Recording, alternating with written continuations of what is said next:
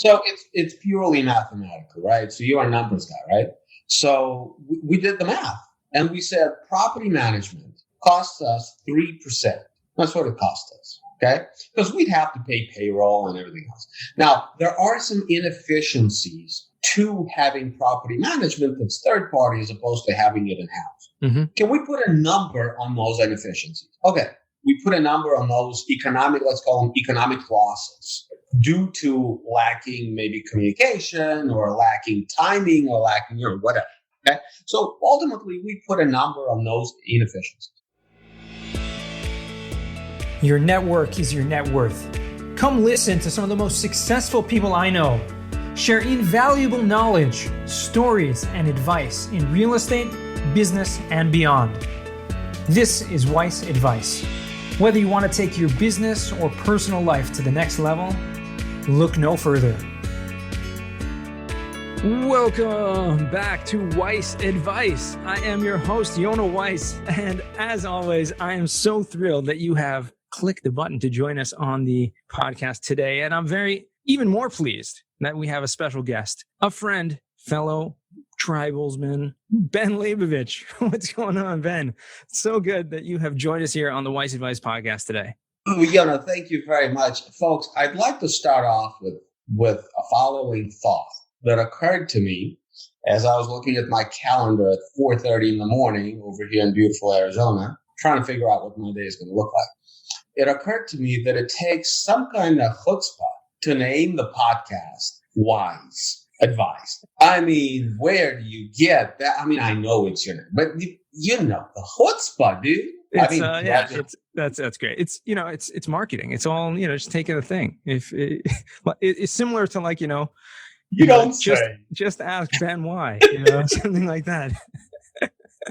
It's just marketing, says.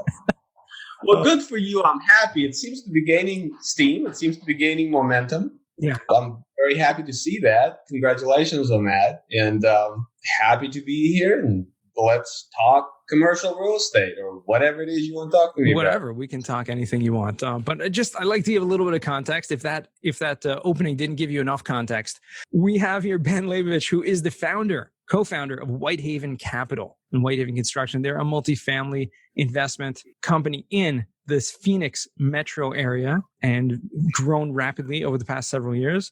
He's been involved in real estate for a lot of times. You may have seen him on Bigger Pockets. He's one of the biggest contributors to that platform over the last 10 years or so.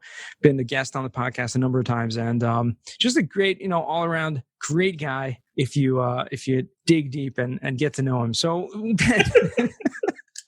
Ben, I didn't mean any insult by that whatsoever, obviously. But of course, the first thing I want to really pick your brain about is you were very vocal for a long time on Bigger Pockets, and I remember years and years ago about single families, and that was like the way to go. And you talked about the Midwest and the pigs that you used to own and all that kind of stuff, right? That, as you commonly referred to those single family cash cows. What made that transition for you to now that you've literally I would say it's like almost 180 in a lot of ways to go into full-time into multifamily and have become extremely successful in doing that. So what was that transition? First of all, your information is wrong. I was never vocal for single family. I only owned ever in my life 4 investment single family properties. And they were at the very outset of my investment endeavors. And I figured out very quickly they make no fucking sense whatsoever. And I went on Bigger Pockets and I started blasting that to anybody who will listen. So the notion that I was vocal at one point and then I wasn't, the quintessential pig, the Midwest pig, the $30,000 pig that I believe is still alive and well on Bigger Pockets after I don't know how many years. That I have, I have an aversion for it. And that aversion, I think, comes through in my commentary on Bigger Pockets and everywhere else. Right. I figured out very, very quickly that for me, multifamily is where it's at. Now, nowadays I play in large multifamily space, but I started out in small multifamily. Triplex, fourplex, sixplex, that kind of thing. That transition happened very quickly. It didn't take long at all. I was never a single family guy. Gotcha. Well, I appreciate that correction. So I think I was thinking more about the small multifamily maybe, but it is something that obviously changed and transitioned into the larger multifamily space, which now is right. And that I think is more a function of personal growth than anything else. I mean, I did well enough. I still own in Ohio a small portfolio, sold off some of it, but still own a few units of a small multifamily. And one day you just roll out of bed as you do any other day, hopefully, and you go pee as you do any other day, hopefully, a little more often when you get older. And then hopefully you wash your hands and you splash some water on your face and you look in that mirror and go, I am just disgusted with the guy I've become. If I buy another fourplex, I'm going to throw up all over myself. I'm just not that guy. I'm past that. I've been there. I've done that. I learned it. Now what?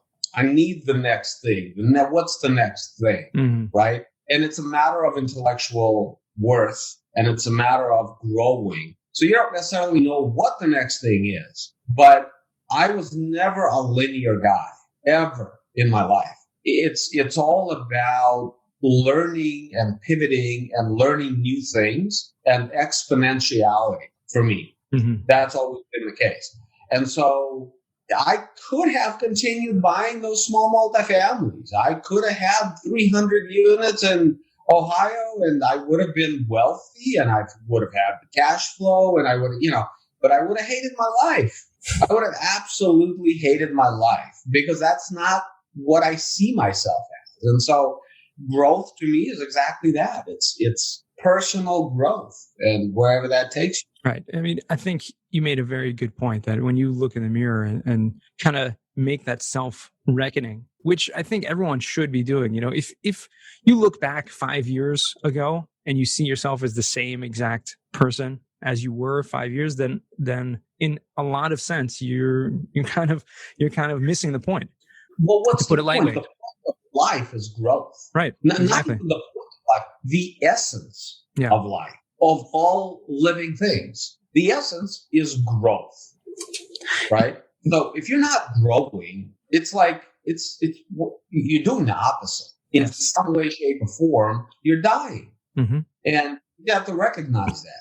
And if you're comfortable with that, where you don't think about that, as I know a lot of people don't, God bless you to live your life the way. But if you're asking me why the pivots and why the growth and why the expert, that's why, is because I make it a point to grow.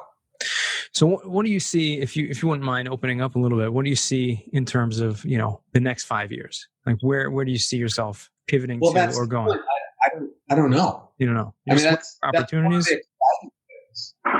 That's one of the exciting things. Now, the thing that's different now from what it used to be is that it's not whether I win or lose. It's how big do I win and in which way. Because I've learned so much stuff that I just simply have a self-awareness about being able to do shit. Okay. I can do stuff. I know how to do stuff. So it's good to have that confidence. And B, I'm not broke. My family will be okay. So that weight is off of my shoulders in a lot of ways. Right. This is different from saying I'm done.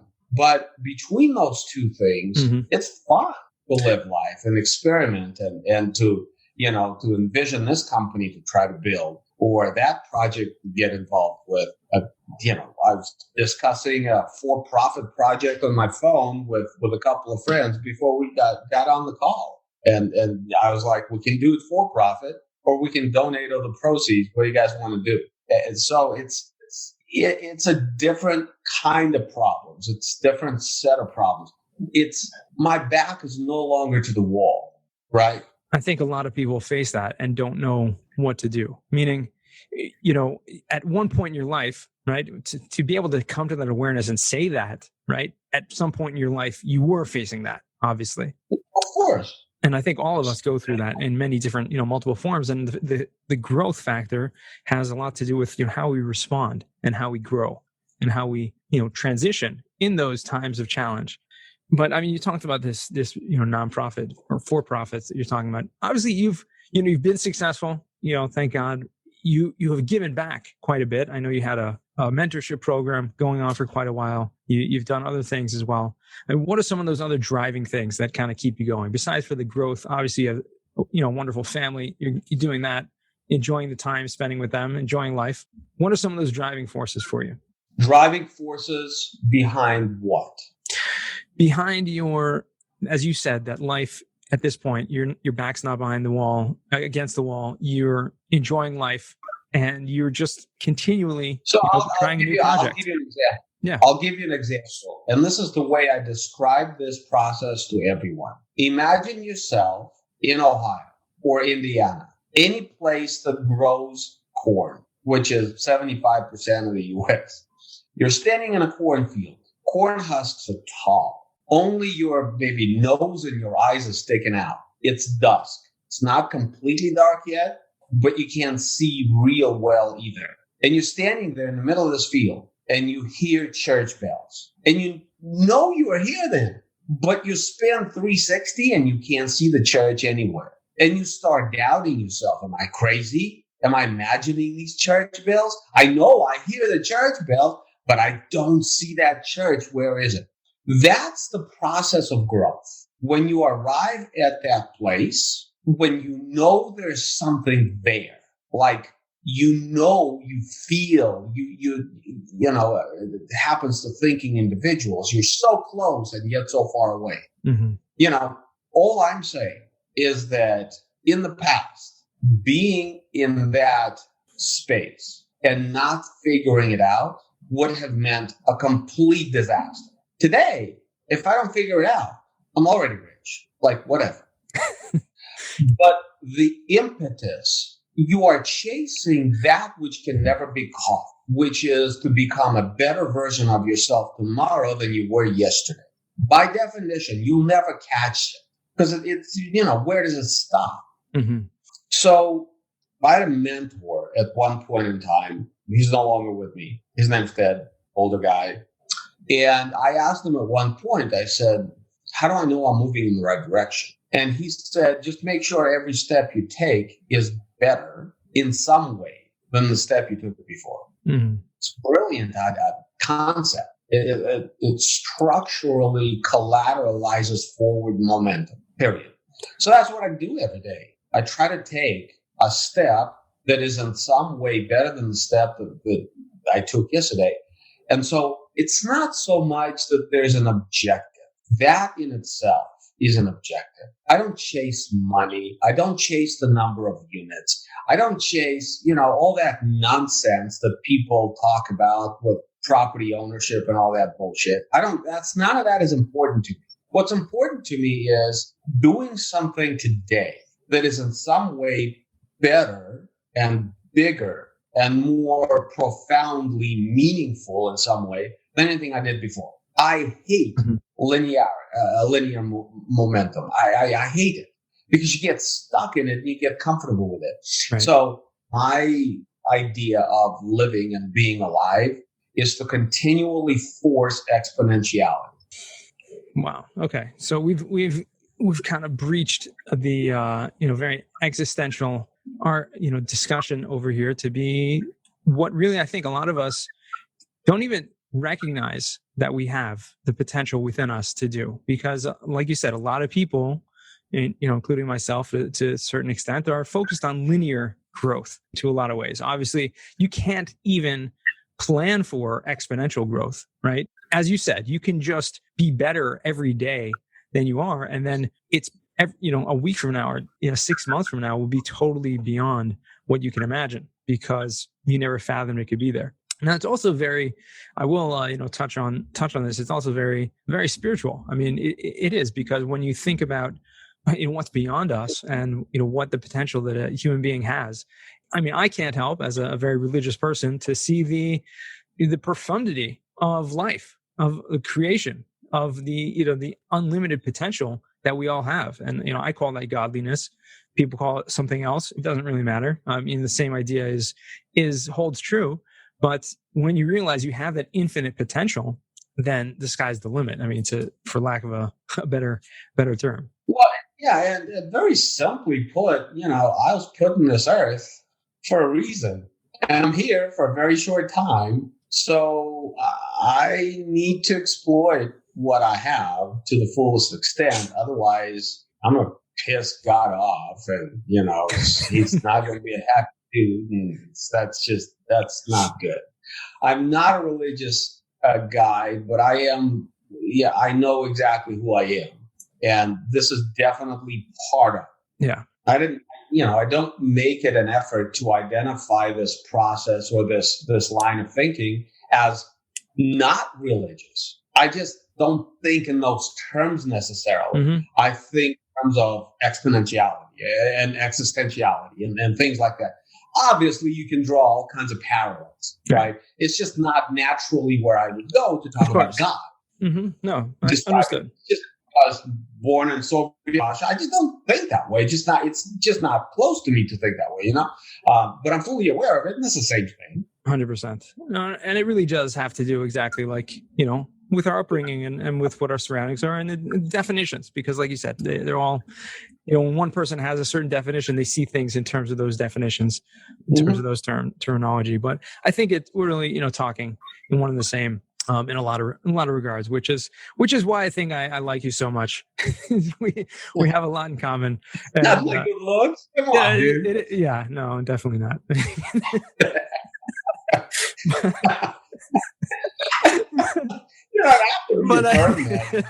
But I do have to also thank you for giving me the opportunity for the first time ever driving a Tesla. I mean, they don't have a lot of those where I come from, and so that was a lot of fun. We need to move you out, dude.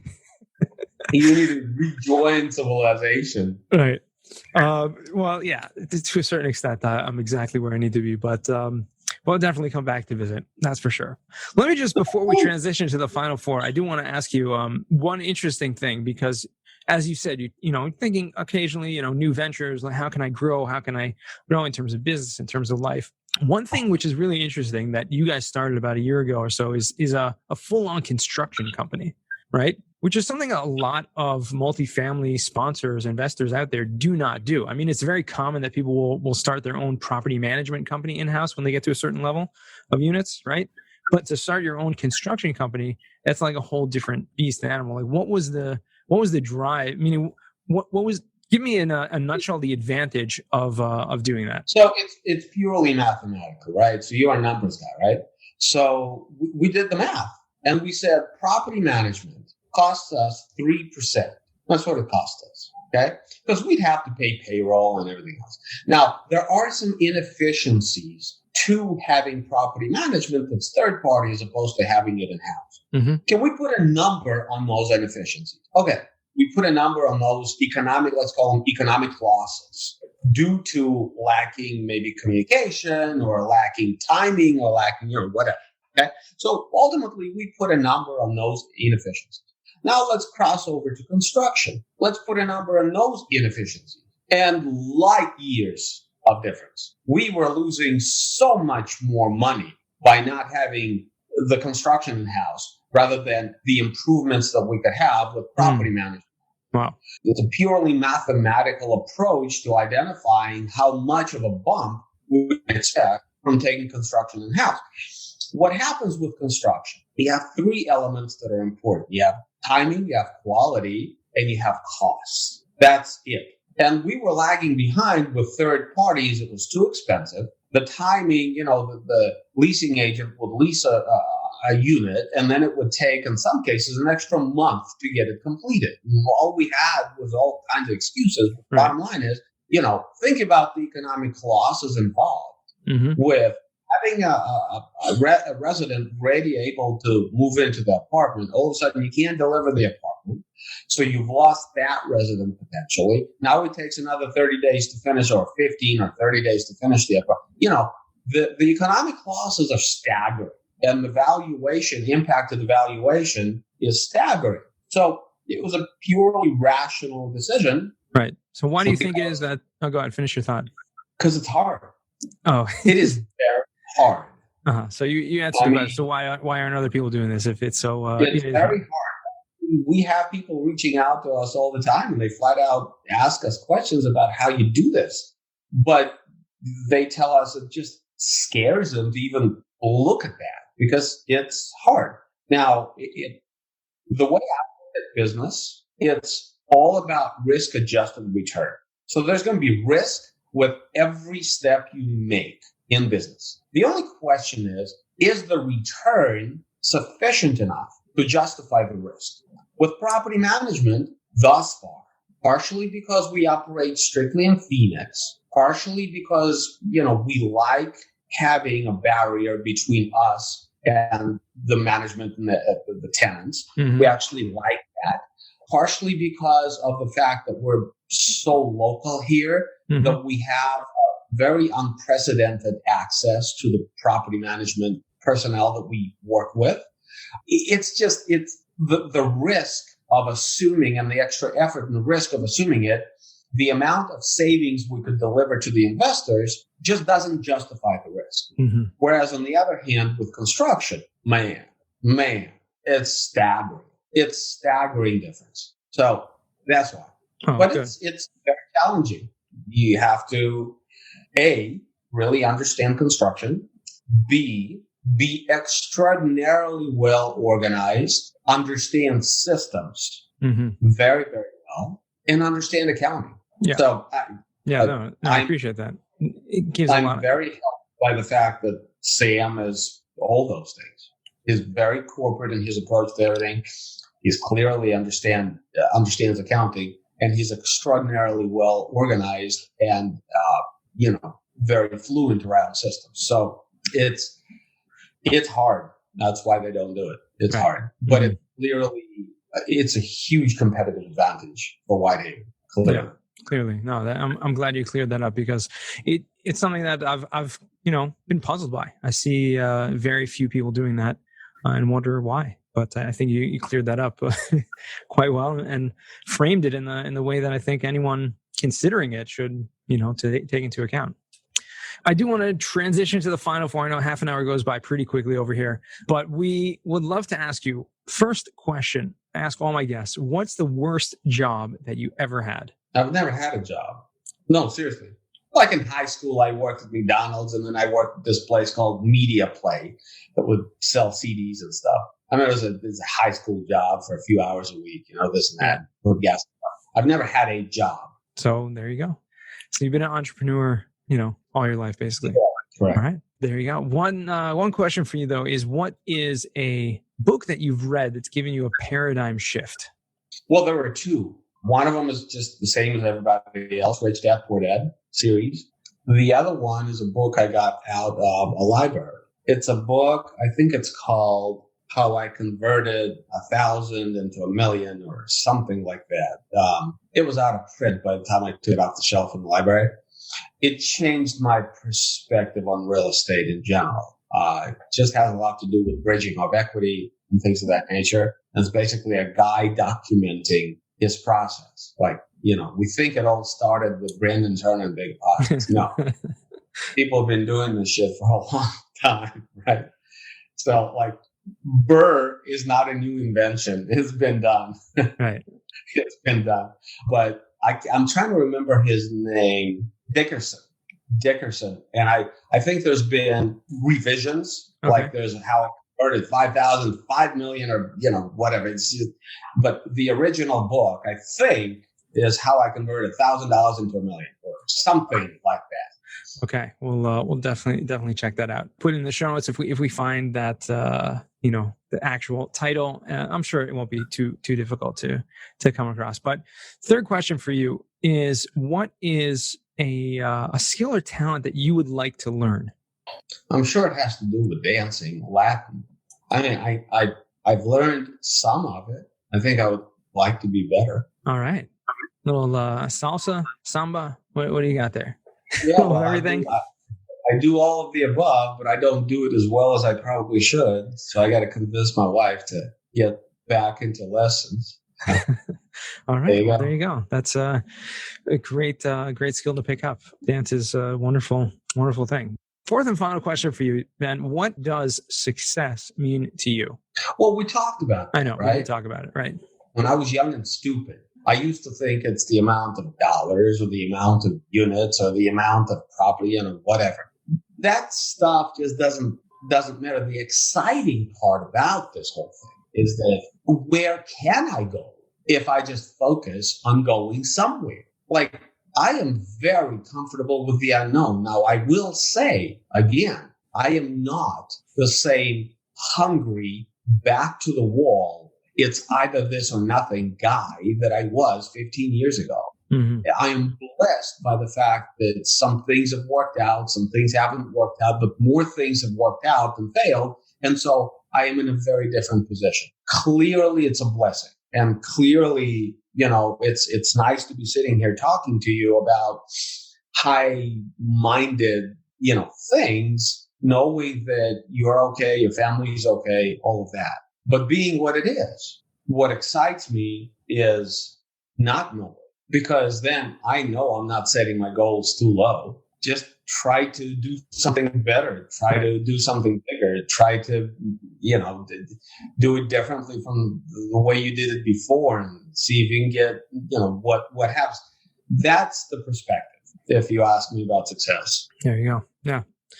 Well said. And I think that really gives a well-rounded, clarity on the whole discussion that we've had until now. So if anyone wants to, obviously you're not going to listen to the end first because you can't.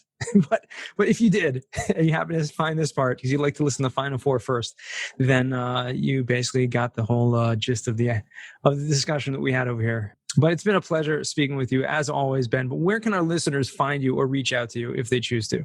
So I'll give you two different places. WhiteHavenCapital.com is one of those places. Just Ask Ben Why.com is another one of those places. And of course, Bigger Pockets is a place to reach out to me as well.